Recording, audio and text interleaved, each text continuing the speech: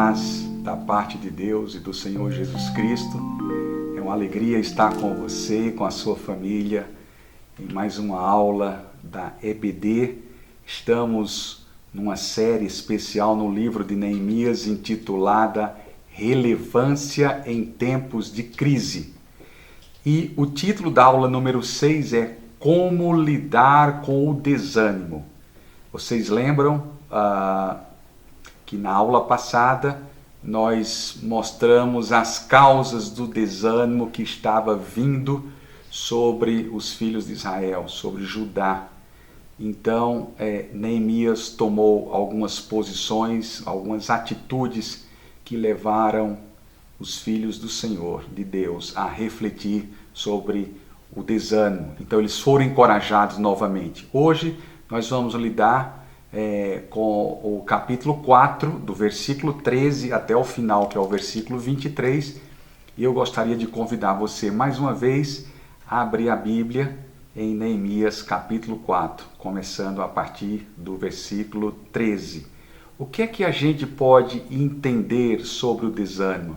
Que o desânimo é como um germe, ele vem, vai tomando conta da nossa vida e às vezes a gente vai perdendo as forças. Então nós precisamos reagir, nós não podemos ficar parados na estrada, temos que caminhar, não podemos ficar lambendo as próprias feridas. Existe uma reação e nós precisamos continuar. E é sobre isso que nós vamos compartilhar nesta aula hoje pela manhã. Então, algumas atitudes corretas para lidar com o desânimo. A primeira atitude de Neemias foi: reúna esforços para uma meta. Primeira atitude, repito, reúna esforços em torno de uma meta. Nós precisamos de ter metas na nossa vida. Tem uma frase célebre que é de Lúcio Sêneca, um filósofo romano que existiu antes de Cristo. Ele dizia: quando nós não sabemos para onde vamos, quando não temos meta, qualquer coisa satisfaz. Então nós precisamos saber para onde estamos caminhando, onde devemos colocar o nosso esforço. No versículo número 13 do capítulo 4 de Neemias, Neemias diz o seguinte: então pus guardas nos lugares baixos por detrás do muro e nos altos, e pus ao povo pelas suas famílias com as suas espadas, com as suas lanças e com os seus arcos. Veja que o lar é importante. Neemias começou a lembrar de novo: comecem protegendo a sua casa. Vocês precisam ter uma meta. Se vocês não têm uma meta, Neemias dizia, comecem colocando essa meta como primordial. Proteja a sua família. Vocês precisam estar preparados para lidar. Essa é a meta da preservação. Ele colocou os chefes de família para preservar e continuar a construção dos muros por trás de suas próprias casas. Então, fazendo isso, o pai de família estava protegendo a sua família, estava protegendo também a sua vida. Então, foi a primeira alternativa de Neemias para lidar com o desânimo. Tenha uma meta. Se você também passa por desânimo, por outras situações na vida, por essa situação que estamos vivendo muito tempo em casa, estabeleça metas. Comece a orar mais, cante, ligue para uma pessoa importante, faça coisas diferentes, procure literatura cristã, leia livros que edificam, que trazem segurança, que trazem uma mensagem de Deus para o seu coração. Isso é importante. Ter uma meta. Se você não tem nenhuma meta, comece a pensar, escreva uma meta, escreva mais de uma meta e comece a pensar sobre ela.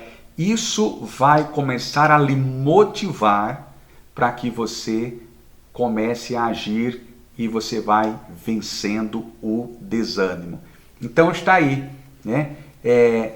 Essa atitude de Neemias fez com que os pais deixassem a autopiedade, deixassem de ficar com medo, dizendo que não ia construir mais os muros, Mas eles começaram a pensar o seguinte: eu tenho uma família e eu amo a minha família, então eu vou proteger a minha família. A meta que Deus colocou no coração de Neemias e que Neemias repassou para o povo era preservação da família. Foi a primeira atitude de Neemias para vencer o desânimo. Depois Deus usa Neemias com a segunda atitude: volte sua atenção para o Senhor. Neemias percebeu que o povo havia fixado os olhos nos escombros. Neemias percebeu que as pessoas começaram a colocar os olhos nas pedras, na poeira, de tanta coisa que ainda havia no chão. Eles precisavam levantar os olhos para Deus. Você lembra na aula passada, quando conversamos sobre o rei Josafá? Enquanto as pessoas olhavam para os lados e não tinha saída para lutar contra 3 exércitos inimigos, Neemias levantou os olhos e olhou para Deus. Então, para vencer o desânimo, levante os seus olhos. Não olhe a situação. Não olhe o que as pessoas estão dizendo. Não dê ouvidos a isso. Concentre-se no Senhor. E certamente Ele trará uma direção clara para a sua vida. Veja o que acontece no versículo 14 do capítulo 4.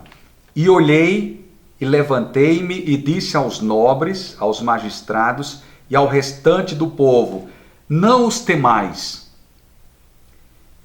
Lembrai-vos do grande e temível Senhor e pelejai pelos vossos irmãos, vossos filhos, vossas filhas, vossas mulheres e vossas casas. Foi o que Neemias disse ao povo. O povo entendeu que eles precisavam voltar os olhos para Deus. Lembrai-vos do Senhor, que Neemias sempre mencionava ao longo dos capítulos, no capítulo 1, no capítulo 2, que a boa mão do Senhor está sobre nós, e é exatamente para Ele que nós precisamos olhar. Então ele vence mais uma vez aquela situação, ele quebra aquela situação que o povo de Deus enfrentava, as dificuldades, para se concentrar e voltar a concluir a sua obra, ou seja, a sua meta de concluir e de construir os muros ali em Jerusalém. Foi a segunda orientação de Neemias: volte os seus olhos para o Senhor. Depois de dizer isso, Neemias ainda vem com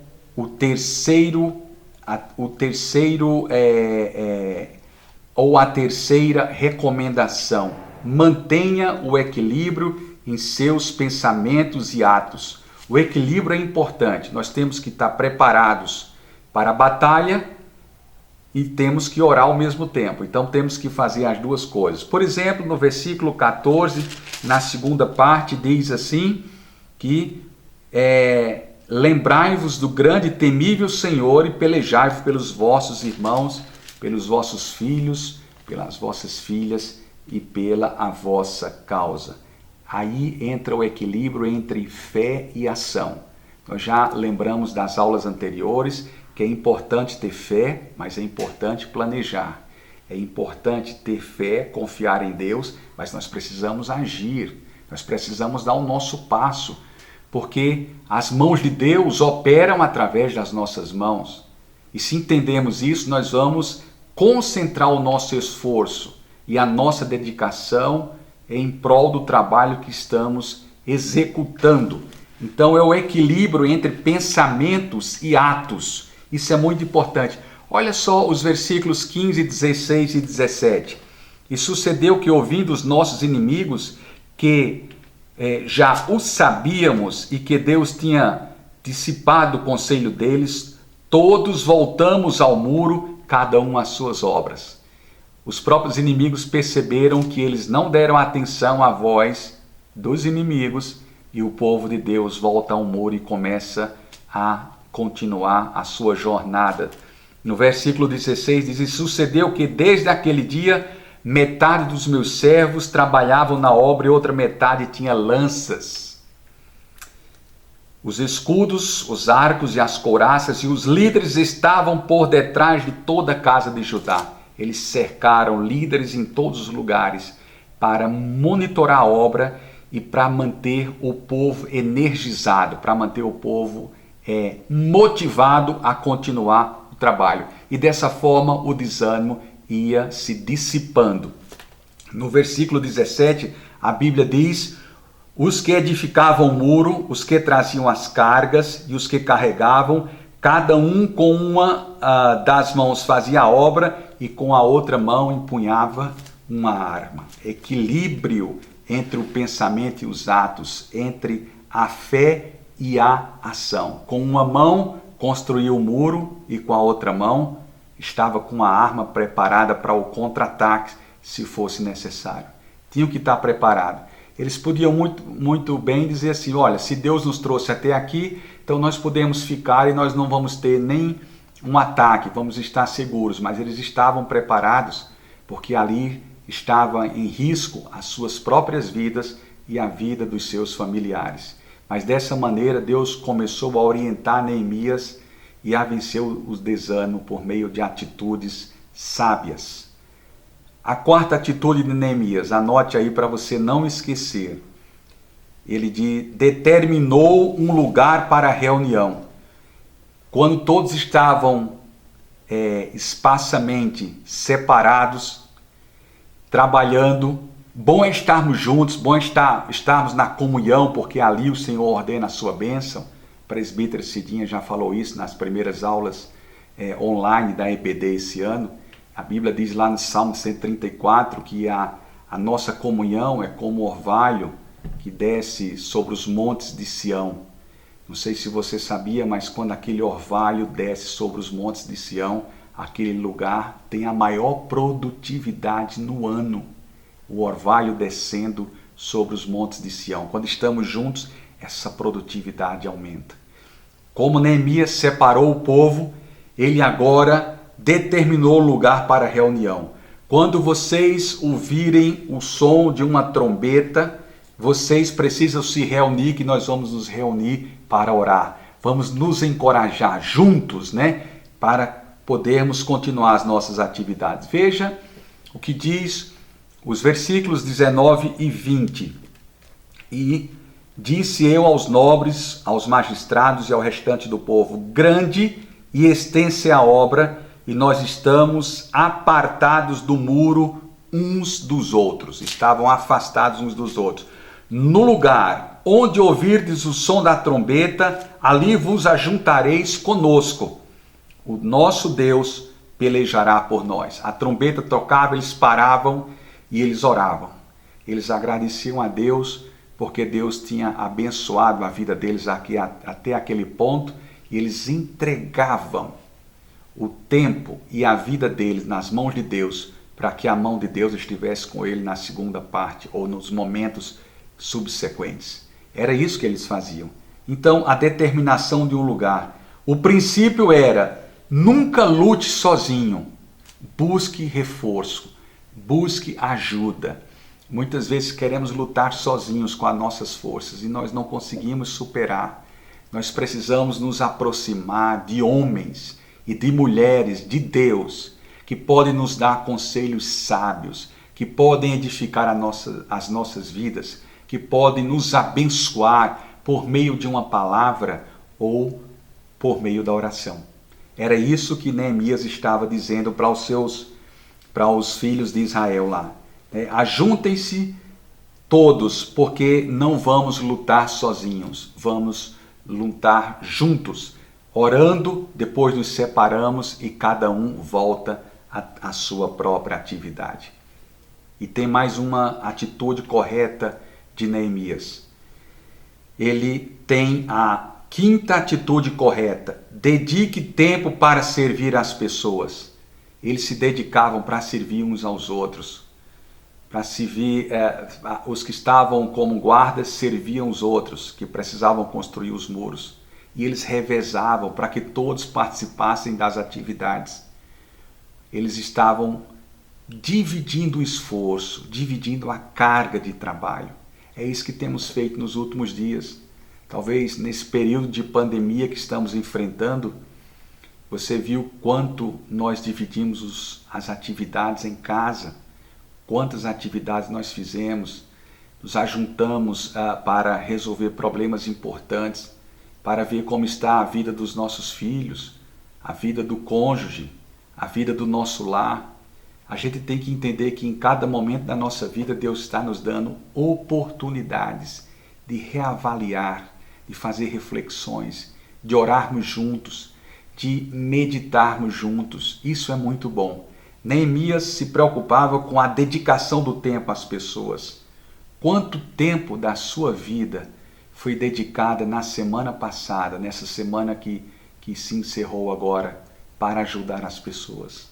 Quanto tempo da sua vida foi dedicada para abençoar a vida de outras pessoas? Quanto dos seus recursos estão sendo destinados para abençoar a vida das pessoas? Afinal de contas, nós não podemos viver só para nós. Nós temos que viver também para abençoar a vida dos outros.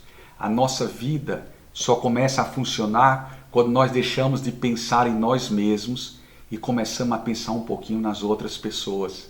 Era isso que Neemias estava dizendo para o povo. Veja, por exemplo, os versículos 21 e 22 do capítulo 4. E assim trabalhávamos na obra, e metade deles tinha as lanças desde a subida da alva até a ir das estrelas. Também naquele tempo disse ao povo: cada um com o seu servo fique em Jerusalém, para que à noite nos sirvam de guarda e de dia na obra. Então as pessoas dedicavam tempo para servir as pessoas. Isso é um bom sinal para vencer o desânimo. É quando dedicamos tempo às pessoas. Quando o nosso coração é generoso, que nós podemos pensar em alguém que está precisando de uma palavra, que está precisando de uma oração, ou está precisando de um telefonema. Essa semana eu quero desafiar você a você escolher 5 pessoas que você vai ligar e vai fazer uma surpresa. E você vai dizer que ligou para ler um versículo da palavra de Deus e orar com ela. 5 pessoas, não é muito. E vocês não imaginam que essas 5 pessoas vão ser abençoadas por meio da sua vida. É dessa maneira que as mãos de Deus vão se tornando as nossas mãos quando nós nos aproximamos das pessoas para distribuir um pouco daquilo que temos e também para amar as pessoas com o amor de Deus. É isso que precisamos fazer. A liderança efetiva envolve tanto o exemplo de exortar os outros, quanto o dar, a dedicação de servir as pessoas. Que nesta manhã o Senhor abra o seu coração e faça você e eu entendermos que nós precisamos dedicar um pouco de tempo para as pessoas. Quanto de tempo você vai dedicar na próxima semana? Pense nisso. Isso é muito importante. O seu tempo fará uma diferença na vida de muitas pessoas. Como eu disse, 5 ligações, 5 pessoas, possivelmente pessoas que você já não liga há um certo tempo. Procura, lá na lista do seu celular tem. E você vai ver essas pessoas. Você vai ligar e você vai convidar para que elas assistam a aula número 7 na próxima semana, cujo título é Lidando com a Avareza e com a Opressão. É impressionante. Não só o problema do desânimo estava vindo sobre o povo de Deus, mas também, vocês verão, a avareza e a opressão estava vindo sobre o povo de Deus. E, mais uma vez, Deus usa a vida de Neemias para abençoar os filhos de Israel. Pode ser difícil lidar com o desânimo? Sim, mas não é impossível. O desânimo não é doença terminal. Ela tem um limite, ela pode ser vencida e o desânimo tem cura. Que Deus, nesta manhã, abençoe a sua vida de uma maneira muito especial e que Ele traga ânimo, que Ele traga coragem, que Ele traga vitalidade a você e a sua família e que vocês sejam grandemente abençoados. Que o Senhor abençoe a sua vida. Quero só lembrar que na próxima semana, na aula 7, nós iremos trabalhar no capítulo número 5. Portanto, não esqueçam de ler o capítulo número 5 de Neemias, e eu espero você mais uma vez e sua família para juntos meditarmos na aula número 7 na próxima semana. Que Deus os abençoe grandemente em nome de Jesus. Amém.